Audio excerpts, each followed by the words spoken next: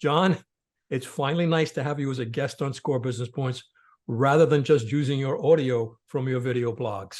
So first, before we go any further, please tell the listeners about yourself and your business background. Mike, I just want to say thank you very much. I know it's a long time coming. We've been trying to get together. So I just wanted to say thank you for being patient. As far as for me, a little bit about myself real quick. I was an entrepreneur for over 30 years, multiple businesses. I invested in properties, both commercial and residential. My main business was a wholesale bakery that I delivered Italian bread and pastry and baked goods throughout the tri-state area. And that business was a nightmare. So you need to know that. but that gave me it was a great business. It was a hard business, but it allowed me to do a lot of different things. And the last, let's say about 4 years ago, unfortunately, I had gotten diagnosed with cancer. It was colon cancer. It wasn't good. The doctors told me to prepare myself for not being on this earth, which was not fun. So I did that. So I sold all my businesses, all my assets, basically everything that I had to make a war chest for my family. So if I wasn't here, that they would be able to continue. Because Mike, when I was little, I was about 23. My dad passed away. He was 49, the same age I was when I was diagnosed. Oh. So it was important for me to not have my family go through that. I had to do there was a lot of fire putting out when my dad passed away. I didn't want my family to go through that. So I basically sold everything. The geniuses at Memorial Sloan Kettering put me through a 27-hour operation, and that was tedious, tiring, death-defying.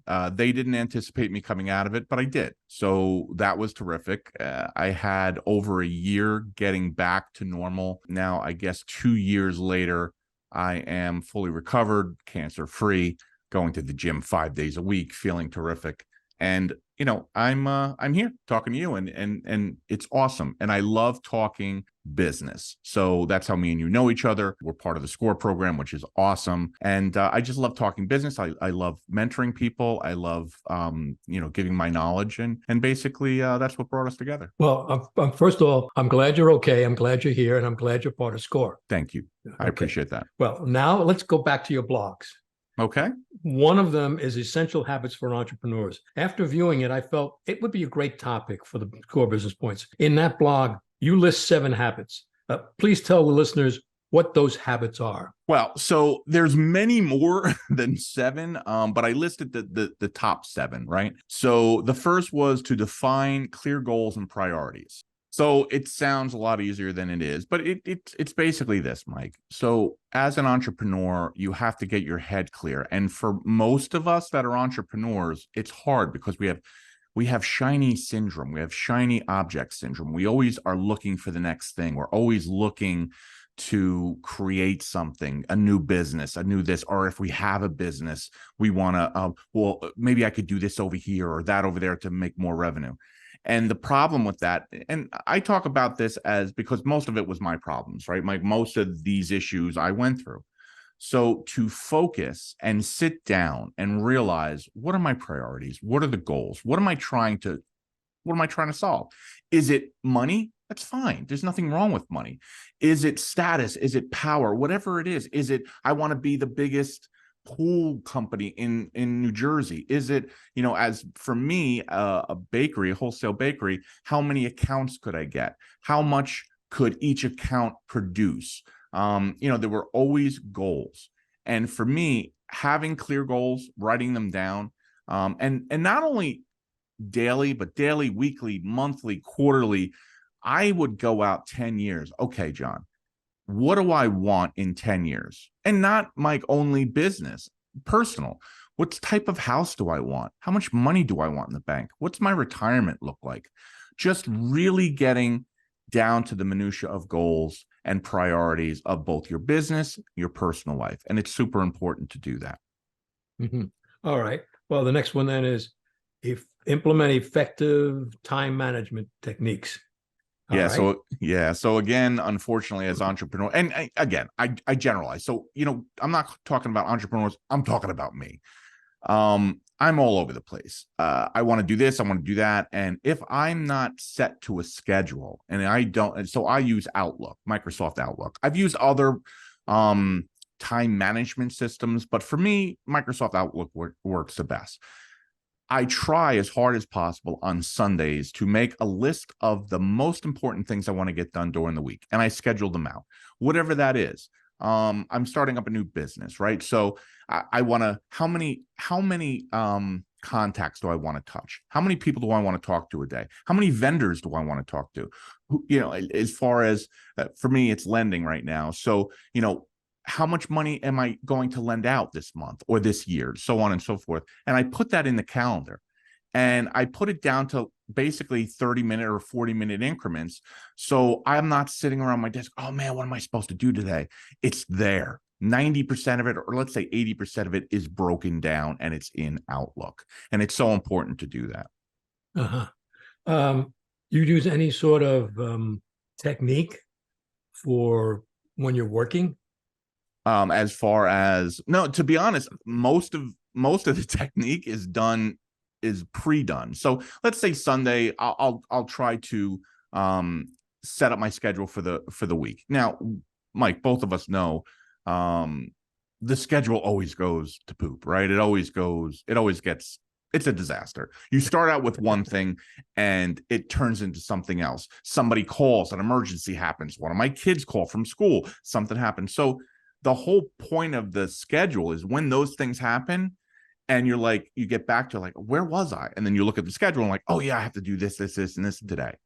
So the most important thing for me is getting the planning of the most important things done. So when I do get interrupted, because I will, I'll remember the most important things for that week or that day or that hour or whatever to get done. And it's already pre-scheduled. Okay. Because one of the things that when I've been doing research for shows and all these different things, like when it comes to management or time management techniques, one of the things has always been the Pomodoro technique. Yes. Which is absolutely 80, work for about 25 minutes, constant right through, then take 5-minute break, short breaks. Yep. It's 4 sessions of 25-minute intervals, right? And then at the end of those 4 25-minute intervals, so you're giving yourself 5 minutes in between, and then at the end of that, I believe you're supposed to take an hour or 2 hours. So it's in the back of my mind, that system. And a lot of it is because it's an Italian system.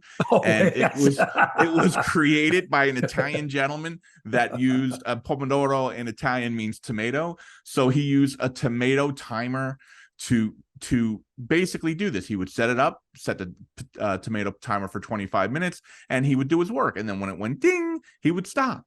And 5 minutes, and so on and so forth. So that's how it was created. That was the name. So I'm endeared to that because my dad was from Italy, and my roots are from Italy. But I don't follow things to the letter of the law, Mike.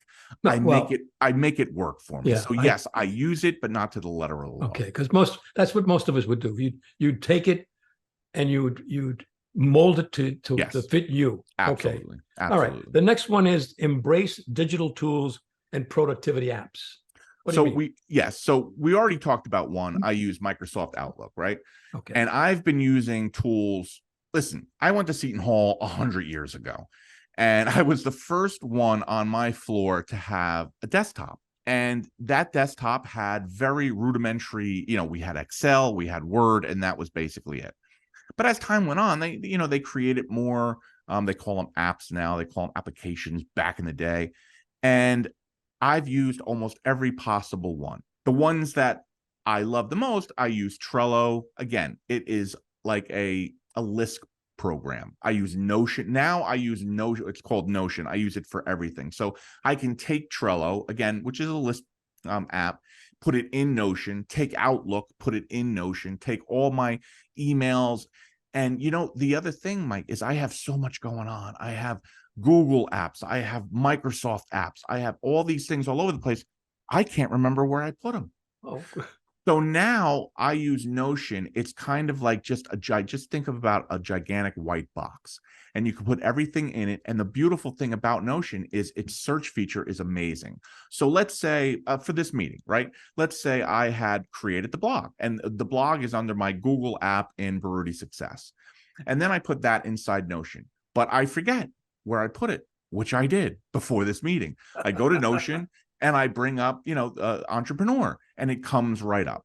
So these task applications are, because we have so much coming at us, Mike, we have all the things. We have Zoom, we have Google, we have all the social media, TikTok, so many things going on. We get so flustered with so much information. We need something to filter it. And these apps are the way to do that. So my top ones are Microsoft Office, Trello, and Notion, which is the biggest one. Okay. But they're game changers as far as efficiency as an entrepreneur or as a businessman. Yeah, I guess whatever works for you, because I'm sure there are plenty of others out there. There's a million of them. Yeah. Oh yeah. my God, there's a million of them. Yeah. Okay. Yeah. All right. Number 4 is maintain a clutter-free workspace. So, yes. Yeah, you should Now, see mine. I was going to say, if I gave you a screenshot of my office, you'd be like, what is he talking about? That being said, Mike, it's orderly chaos. You know, absolutely Exactly. where everything is. 100%. Now, my father was a chef. My mom and dad owned a restaurant in Bricktown a long, long time ago. My dad was the creative, right? So his desk was our kitchen table. And my mother was an absolute neat freak. My house was like walking into a hospital. My mother would get up at 4 o'clock in the morning, clean everything. This woman, until she passed away last year, would pull the refrigerator away from the wall weekly and vacuum every part of it. Now, you put that together with a very creative person that's like, I'll leave this here, I'll leave that there. And our kitchen table was his domain, so my mother didn't touch it, and it was a disaster. It had so much paperwork, but if you touch something on that desk, he knew exactly where. John, why did you touch the Excel spreadsheet what are you talking about? It was a scribbled piece of paper in the middle of the table. I thought it was junk. That wasn't junk. So that being said, it is because of that, I try to make my workspace as neat as possible. It's never as neat as it should be, but it is definitely not the disaster of a desk that my dad had, because I thought that was chaos. I'm like, how does he work in that? So just like you said, it's a little bit of chaos and a little bit of neat, but for me and for those out there, like even me, it gets too much. There's too much going on. I have too many papers. Once a month, once every couple of weeks, I take time, I go through everything, and then my office is nice and clean. And to be honest with you, you just sit back and you're like, oh my God, I feel so much better. And that is the key. You should do it much more often. Yeah. I don't. But when I do it, I feel amazing, and I'm much more productive. All right. Your number 5, you say, is develop effective task management strategies.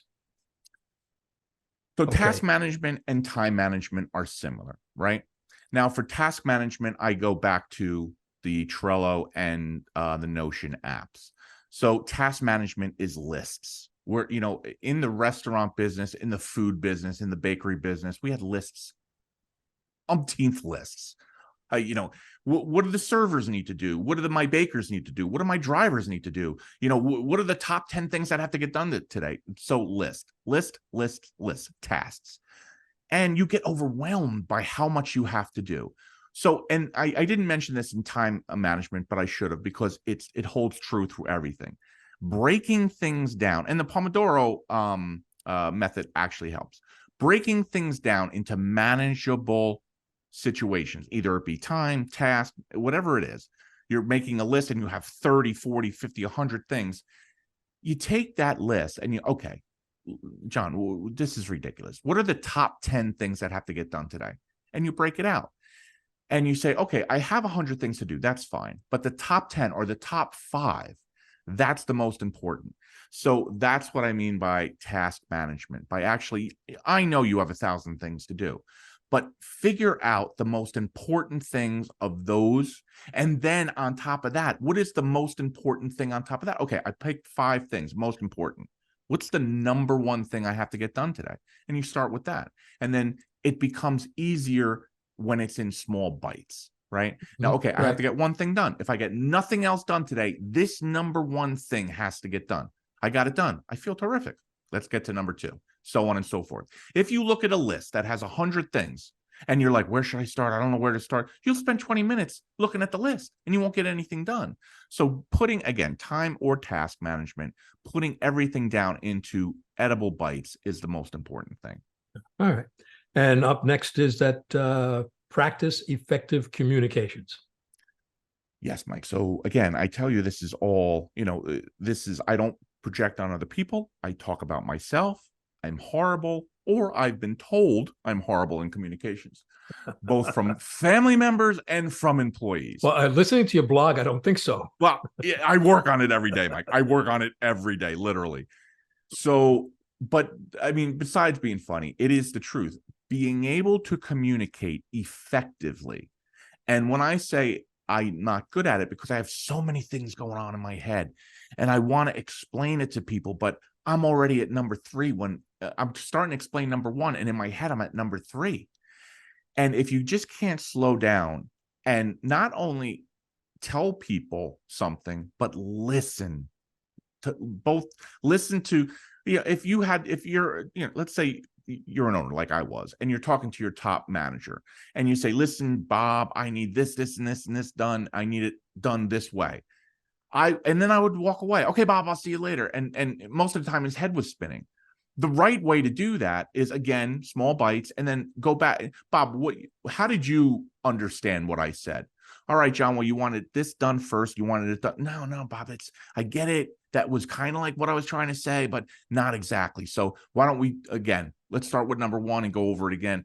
And a communication back and forth means most of the time you should shut your mouth, cover it, and listen a lot more. And unfortunately, over the years, I've gotten better. Mike. I'm not saying I haven't. But a lot of times, you talk and you're not listening. And it's the most important thing in everything, as far as, home communications with your kids, with your spouse. It's super important to communicate. And when I mean communicate, it doesn't mean talk at somebody. It means listen, understand each other. Right. Okay. All right. And the last one is take regular breaks and practice self-care. Yes. So take regular breaks. Again, goes back to the Pomodoro technique that you had spoke about. And this is something very new to me because I don't know for that, right? I'm old school. We didn't even call ourselves entrepreneurs back in the day. We called ourselves business people, right? So old school was like work hard, work long. If you're going home before the sun goes down, you didn't do a good day. And that has been proven time and time again by umpteen studies. That's not the way to do it. It's just not. I follow this gentleman on TikTok. I don't know what his name is, but he's a gentleman that used to live in California. He moved to Florence, Italy. And he does, he basically does a day in a life of his life now that he's in Italy. Now, my dad came from Italy, and, we would go over almost, not every summer, but every couple summers. And getting used to being American, going to Italy, Mike, at 12 o'clock, the whole country shuts down. The whole country shuts down. And in Mexico, same thing. It's siesta time. And you're like, what are these people doing? They're so lazy. They are not lazy at all. They take the time to relax. They take the time to rejuvenate. They take the time to think about what's going on in the day. They get rejuvenated. Some sleep, some don't, but they just relax. We don't do that. I didn't do that. And I notice when I do take a break during the day, again, it could be for lunch. It could be just, for a 15-minute, just sit in my chair and do nothing, meditate or do whatever. That sounds like, even coming out of my mouth, that sounds like foo-foo stuff, but it is really important. And the self-care. I told you in the beginning of this, I had cancer. The doctors were like, John, listen, you are not going to make it. This is not good. Not only is your cancer really bad, you have this they called it a RAS mutant or whatever thing on the end of it. Chemo's not going to work, radiation's not going to work, even though we're going to zap the crap out of you. You're going to basically pass away. And hearing that, kind of shocks you. And back then I was overweight, Mike. I was overworked. Now I work out 5 days a week. I feel terrific. I take time for myself. And if I did that back then, would I have not gotten cancer? That's an absurd statement. No, who knows what would have happened? But I do know this. I feel 1,000 times better now that I take care of myself than back then when I was, rushing around, working 18-hour days, going to McDonald's and fast food and stuff. It's, again, it sounds foo-foo, but it really, really, really matters. And I'm proof, I mean, so what I've came from the day after I was operated to now is it's fairly amazing. Yeah. Wow.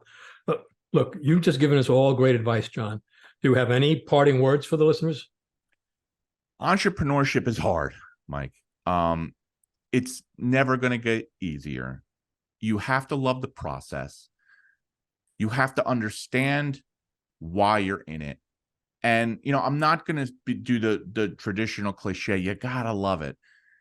You do have to enjoy it, but we need purpose in life. And the purpose has to be your family and why you're in business. And you have to realize that. And the main reason is because you're going to want to quit 1,000 times. And when you realize why you're doing it, for my kids, for a better future, for a terrific retirement, for that vacation in Disney, or whatever it is, that's the difference. And that brings you through those dark days that things get really, really bad. And you realize, no, I understand why I'm doing this. And tomorrow will be better. And tomorrow does become better. And you love what you wake up the next day, you're like, I kind of like what I do. So again, entrepreneurship is hard. These things that we talked about, these strategies, are aids, but they're not fix-alls. So that's basically what I want to say. It's a hard life, but it's a great life. For me, it created a wonderful, wonderful life for me. Well, thank you, John. I have one last question.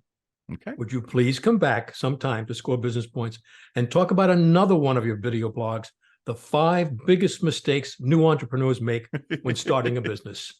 Michael, I would absolutely love it. And that should be a good episode. So yeah, let's do it together. Well, great. Thank you very much. I appreciate all of your time. All right, Michael, thank you. All right.